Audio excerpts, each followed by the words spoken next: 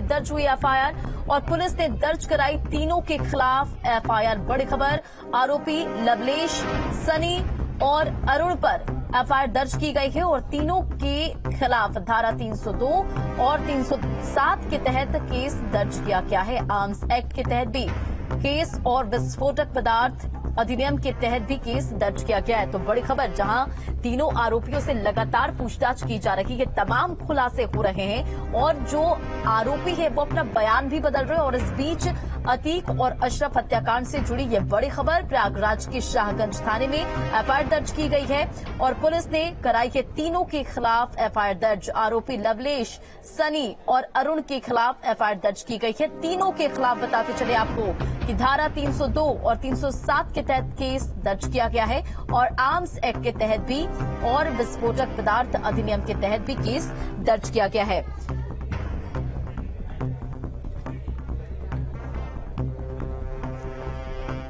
और अगली बड़ी खबर इस वक्त की प्रयागराज से, अतीक अशरफ हत्याकांड में एफआईआर दर्ज। सुरक्षा के घेरे में अतीक अशरफ को लेकर पहुंचे थे पुलिस।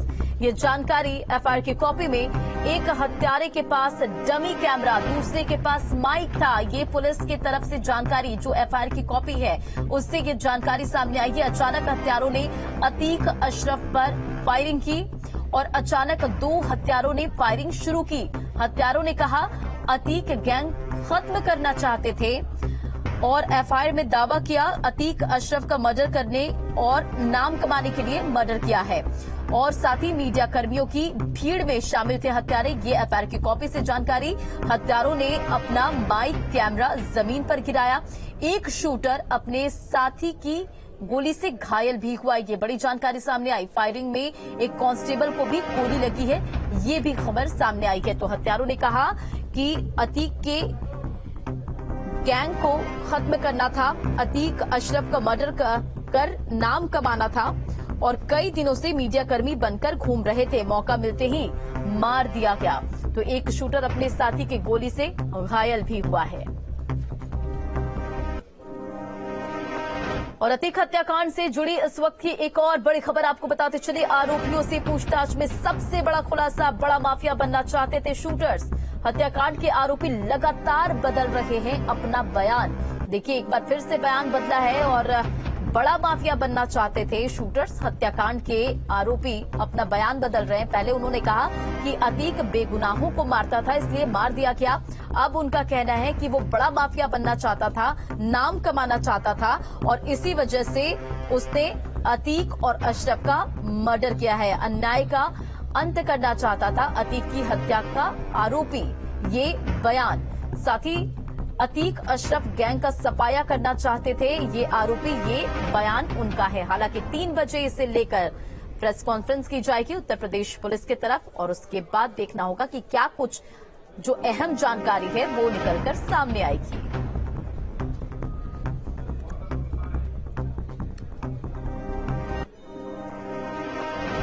अतीक अहमद और अशरफ हत्याकांड से जुड़ी एक और बड़ी खबर आपको बताते चलिए। शूट आउट के दौरान आरोपी लवलेश घायल। फायरिंग के दौरान लवलेश को गोली लगी है, अपने साथी की गोली से ही घायल हुआ है लवलेश। तो बड़ी जानकारी इस वक्त की अतीक अहमद हत्याकांड से जुड़ी हुई बड़ी खबर। शूट आउट के दौरान आरोपी लवलेश घायल हुआ है और फायरिंग के दौरान लवलेश को गोली लगी है। लवलेश की तस्वीर भी आपको सबसे पहले न्यूज स्टेट ने दिखाई थी और लवलेश के पिता का भी बयान आया था।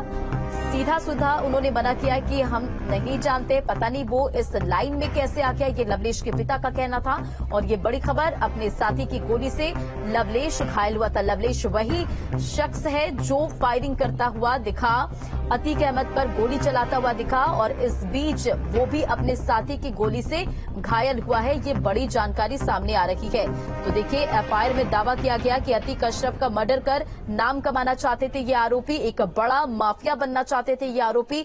लगातार ये जो अपना बयान है वो भी बदल रहे हैं और इस बीच ये बड़ी खबर कि इस शूटआउट के दौरान आरोपी लवलेश घायल हुआ है। हालांकि लवलेश पुलिस के गिरफ्त में है, पुलिस लगातार पूछताछ कर रही है, तमाम तरह के खुलासे हो रहे हैं। लेकिन देखिए, ये जो तीनों आरोपी हैं ये अपने बयान को भी लगातार बदल रहे हैं। हालांकि 3 बजे का इंतजार करना होगा क्योंकि उत्तर प्रदेश पुलिस इस पूरे मामले को लेकर प्रेस कॉन्फ्रेंस करेगी। सुबह से ही इंतजार है कि इस प्रेस कॉन्फ्रेंस में क्या कुछ अहम खुलासे होंगे।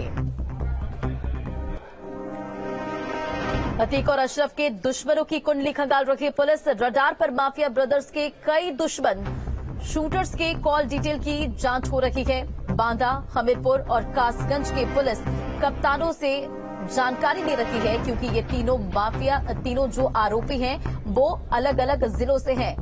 आपको बताते चले, बांदा, हमीरपुर और कासगंज के रहने वाले ये तीनों आरोपी, जिनकी कॉल डिटेल्स अब खंगाली जा रही है। रडार पर माफिया ब्रदर्स के कई जो शूटर्स है वो और शूटर्स के कॉल डिटेल्स की जांच हो रही है। आपको बताते चले कि इन अलग अलग जिलों में बांदा, हमीरपुर और कासगंज के पुलिस कप्तानों से जानकारी इकट्ठा की जा रही है और आरोपियों के क्रिमिनल रिकॉर्ड को भी खंगाला जा रहा है। इसकी भी जानकारी ली जा रही है। क्या कुछ इतिहास रहा है इन आरोपियों का, उसे खंगाला जा रहा है। अगली बड़ी खबर भी प्रयागराज से। अतीक अशरफ की हत्या से जुड़ी एक और बड़ी खबर आपको बताते चले।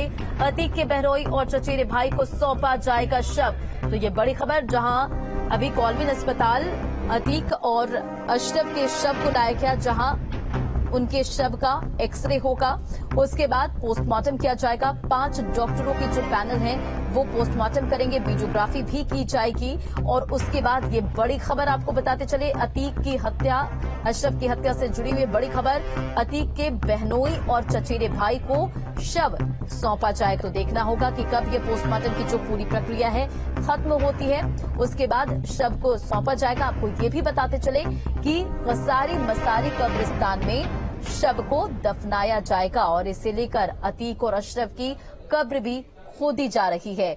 सुपुर्दे खाक अतीक और अशरफ कसारी मसारी कब्रिस्तान में होगा। बीते दिन भी तस्वीर आई थी जब असद, यानी कि अतीक का बेटा, जो कि गुरुवार को एनकाउंटर में ढेर हो गया था, उसे भी वहीं यानी कि कसारी मसारी में सुपुर्दे खाक किया गया था।